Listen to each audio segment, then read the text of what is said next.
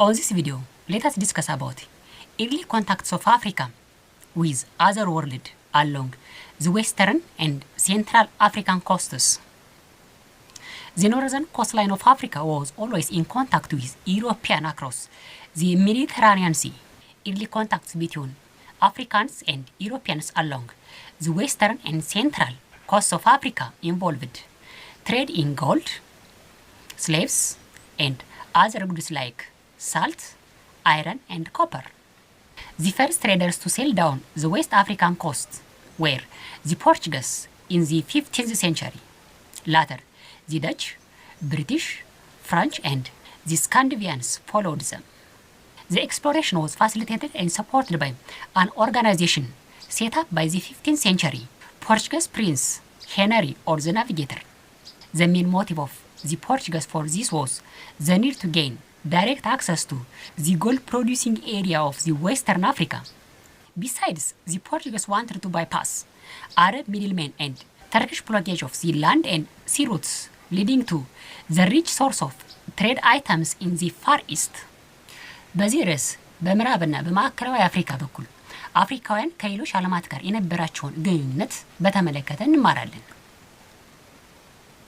የሰሜኑ የአፍሪካ ጠረፋማ መስመር ወይንም አካባቢ ሁሌም በሜዲትራኒያን በኩል ከአውሮፓውያን ጋር ግንኙነት ነበረው። በምዕራብና በማዕከላዊ አፍሪካ አፍሪካውያንና አውሮፓውያን የነበራቸው የቀደምቱ ግንኙነት የወርቅ፣ የባሪያና ሌሎች እንደ ጨው፣ ብረትና ነሐስ ጥሬ ዕቃዎችን ለመነገድ ያለመ ነበር። በምዕራብ አፍሪካ ጠረፋማ አካባቢ ለመጀመሪያ ጊዜ ጉዞ ያደረጉት በ15ኛው መቶ ክፍለ ዘመን ፖርቹጋሎች ነበሩ። በኋላም ደቾች፣ ብሪታንያውያን፣ ፈረንሳውያን እና የስካንዲኔቪያ ሀገራት ተጓዦች ተከትለዋቸዋል። በ15ኛው መቶ ክፍለ ዘመን የፖርቹጋሉ ልዑል ሄነሪ የአሰሳ ሂደትን ያመቻቻል፣ እገዛም ያደርግ ነበር። ፖርቹጋሎች አሰሳን ሲያደርጉ ዋነኛ ፍላጎታቸው በምዕራብ አፍሪካ ወርቅ የሚመረትባቸውን አካባቢዎች በቀጥታ ለማግኘት ነበር። ከዚህም ጎን ለጎን በርካታ የንግድ ጥሬ ዕቃዎች የሚገኙባቸውን ወደ ሩቅ ምስራቅ የሚያስተላልፈውን የባህርና የየብስ የንግድ መተላለፊያ መስመሮችን የተቆጣጠሩትን ተርኮችን ለማለፍ አዲስ የንግድ መስመር ይፈልጉ ነበር። In the 15th and 16th centuries, the Spaniards and the Portuguese obtained a foothold on the ports of the Mediterranean coast of northern Africa in 1415. With the aim of navigating the African coast, the Portuguese occupied the coastal town of Ceuta in what is now Morocco. In the same year, they reached the Canary Islands, which had already been claimed by the Spain. In 1418, the Portuguese reached the Madeira Islands and established a colony at Porto Santo. The Spaniards also occupied Oran in Algeria in 1409 and Melilla in Morocco in 1496. In 1578, however, Portugal's attempt to control Morocco ended in disaster in which both the King of Portugal, named Sebastian I, and many Portuguese nobility were killed at the Battle of Alcácer-Quibir in 1578 in northern Morocco. Sebastian I was ruled from 1557 up to 1578. The Battle of Alcácer-Quibir has been described as the greatest military disaster the Portuguese ever suffered in the course of the overseas expansion. The combatants were the army of Moroccan and the Portuguese. በ15ኛውና በ16ኛው መቶ ክፍለ ዘመን ስፓኞችና ፖርቹጋሎች በሰሜን አፍሪካ ጠረፋማ አካባቢ አመች የሆኑ የባህር ወደቦችን አግኝተዋል። በ1415 ፖርቹጋሎች ያው በጉዞ ዋነኛ ዓላማቸው መሰረት በአሁኗ ሞሮኮ አካባቢ የምትገኘውን ጠረፋማ ከተማ ሲዮቶን ተቆጣጥረዋል። በዚሁ ዓመት ስፓኞች ፈልጓት የነበረውን በካናሪ ደሴትም ደርሰዋል። በ1418 ፖርቹጋሎች ማዴራ ደሴት ላይ በመድረስ ፖርቶ ሳንቶ ላይ የራሳቸውን የንግድ ቀጠና መንደር መስርተዋል። ስፓኞችም አልጄሪያ ውስጥ ኦራንን በ1409 ዓመተ ምህረትና ሞሮኮ ውስጥ ማሊላን በ1496 ይዘዋል። ይሁን እንጂ በ1578 ፖርቹጋሎች ሞሮኮን የመያዝ ፍላጎታቸው የተቋጨው በሰሜን አፍሪካ አልሴራ-ኩብር ተብሎ በሚጠራ የጦር አውድማ ላይ በሞሮኮዎች የወታደር ኃይል የፖርቹጋሉ ንጉስ ሴባስቲያን ቀዳማዊና በርካታ የፖርቹጋል የጦር መሪዎች መገደላቸውን ተከትሎ ነበር። ሴባስቲያን ቀዳማዊ ከ1557 እስከ 1578 የገዛ ነበር። የአልሴራ ኪዩብር የጦር አውድማ ፖርቹጋሎች ከባህር ተሻግረው የደረሰባቸው ታላቅ ወታደራዊ ጥፋት ሆኖ ይወሰዳል። During the period between 1430 and 1490, Portuguese sailors reached all the western coast of Africa, from Tanger in Morocco to the Cape of Good Hope in southern Africa. After a decade rounding the Cape, they got access to the Swahili trading states on the eastern coast of Africa. This was a remarkable success because Europeans could now reach all coasts of Africa.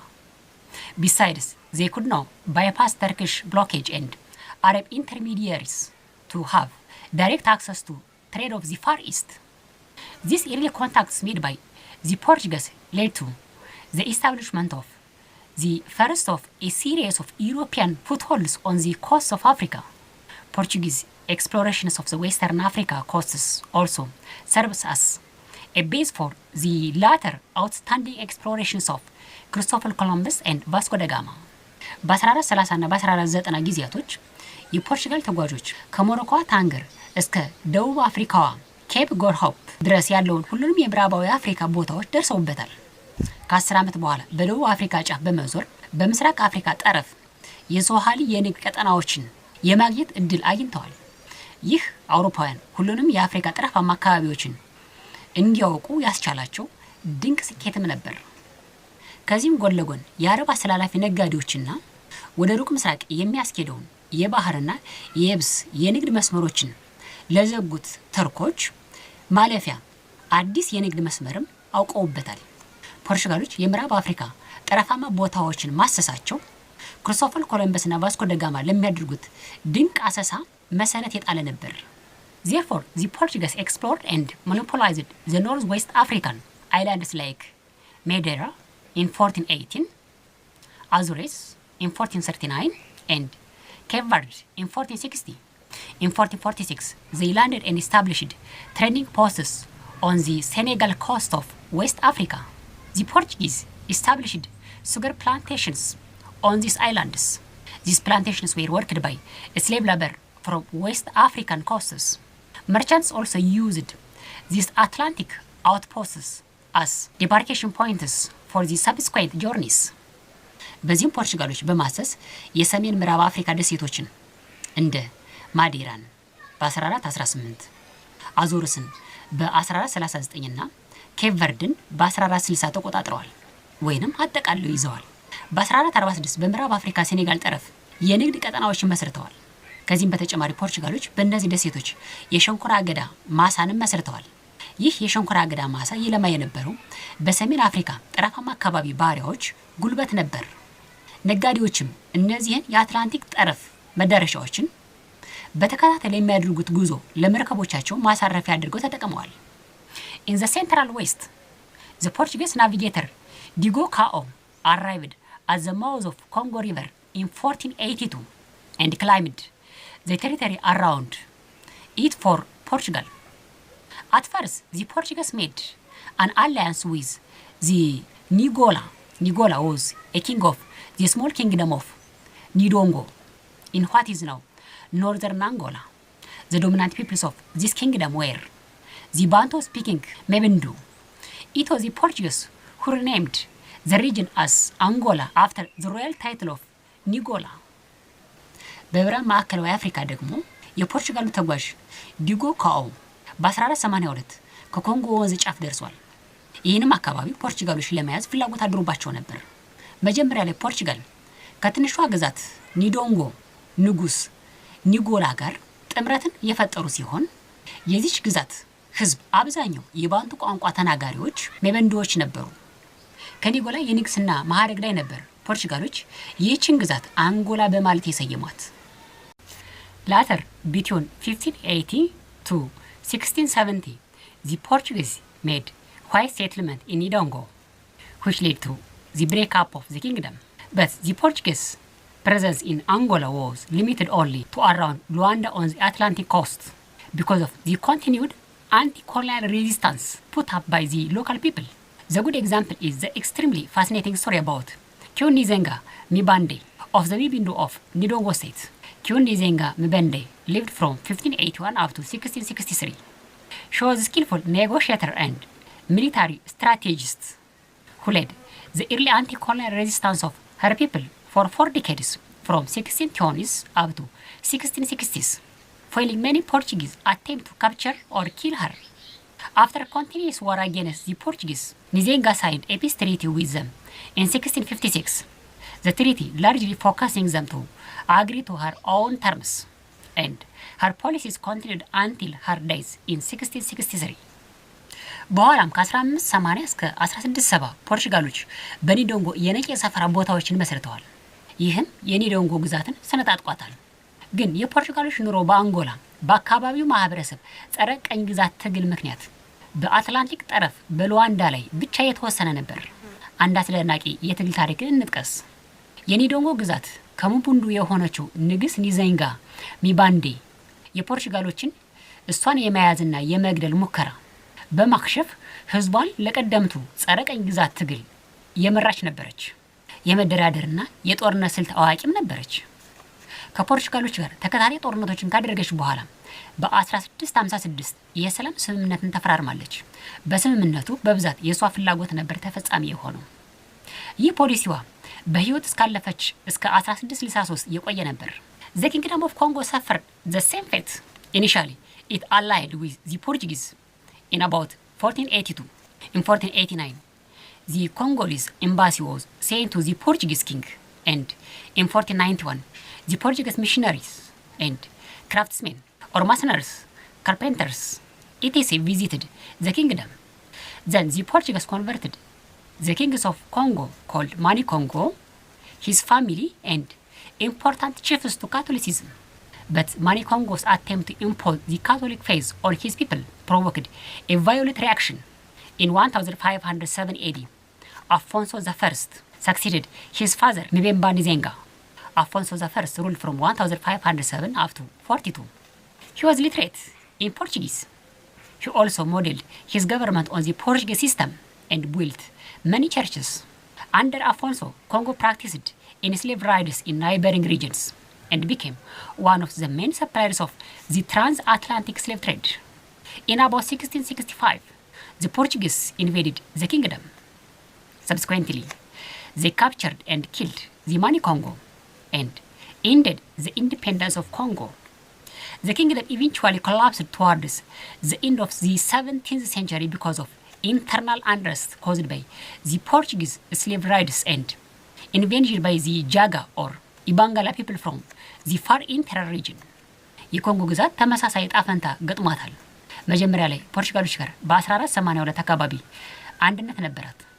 ከፖርቹጋሎች ጋር በነበራቸው ግንኙነት በ1491 የፖርቹጋል የሃይማኖት ሰባኪዎችና አናጺ ግንበኞች ወደ ኮንጎ ግዛት ከዚህ በመቀጠል ፖርቹጋሎች የኮንጎ ንጉስ ማኒ ኮንጎን እና ቤተሰቦቹን እንዲሁም ዋና ዋና አለቆቹን የካቶሊክን እምነት እንዲቀበሉ አድርገዋል ወይንም ሰብከዋል። ግን ማኒ ኮንጎ የካቶሊክ እምነት ስርዓትን በህዝቡ ለመጫን ያደረገው ሙከራ ህዝባዊ ቁጣን አስከትሎበታል። ከ1507 እስከ 43 የገዛው አፎንሶ ቀዳማዊ አባቱን ምቤምባ ማዚንጋን ተክቶታል። አፎንሶ ፖርቹጋልኛ ማንበብና መጻፍ ይችላል። ከፖርቹጋሎች ያስተዳደር ስነ ዘዴን የቀዳ ሲሆን በርካታ ቤተክርስቲያንም ገንብቷል። በአፎንሶ ዘመን ኮንጎ በጎረቤቶቿ የባሪያ አደን ጥቃትን በመክፈት ለአትላንቲክ ውቅያኖስ የባሪያ ንግድ ዋነኛ አቅራቢ ነበረች። የኋላ ፖርቹጋሎች ማኒ ኮንጎን በመያዝና በመግደል የኮንጎን ነጻነት ገፈዋል። ውሎ አድሮ የኮንጎ ግዛት በ17ኛው መቶ ክፍለ ዘመን መጨረሻ ወድቃለች።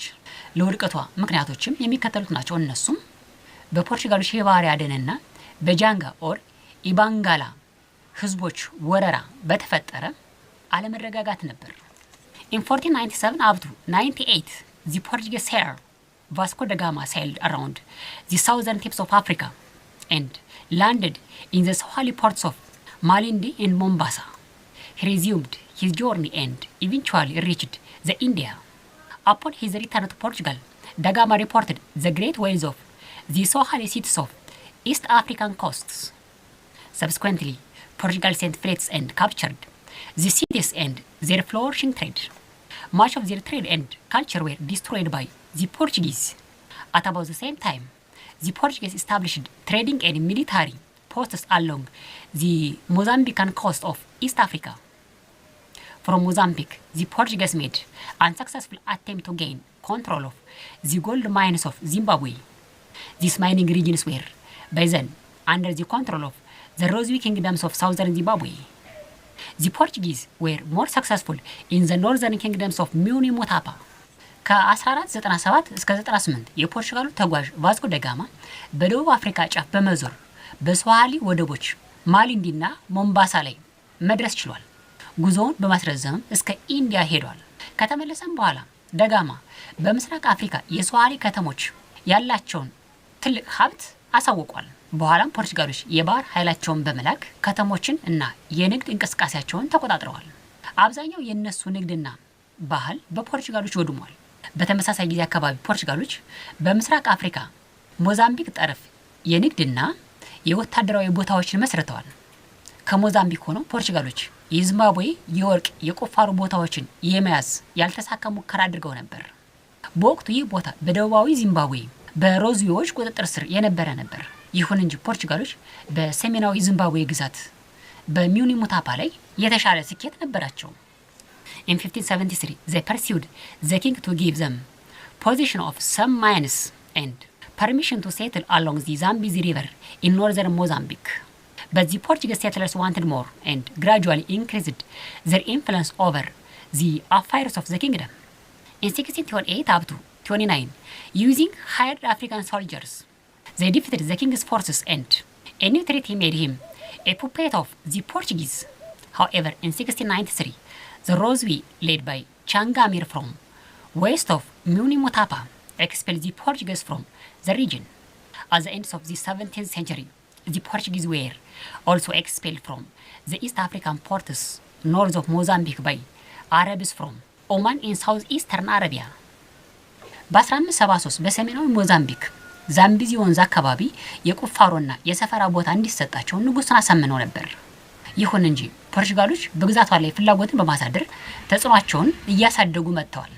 በ1628 እና 29 የአፍሪካ ቅጥረኛ ወታደሮች በመጠቀም የግዛቷን ንጉስ በማሸነፍ ንጉሱን ለግዛቷ የነሱ መስለኔ እንዲሆን አስፈርመውታል። ይሁን እንጂ በ1673 ሮዚዎች ፖርቹጋሎችን ከአካባቢው እንዲወጡ አድርገዋቸዋል።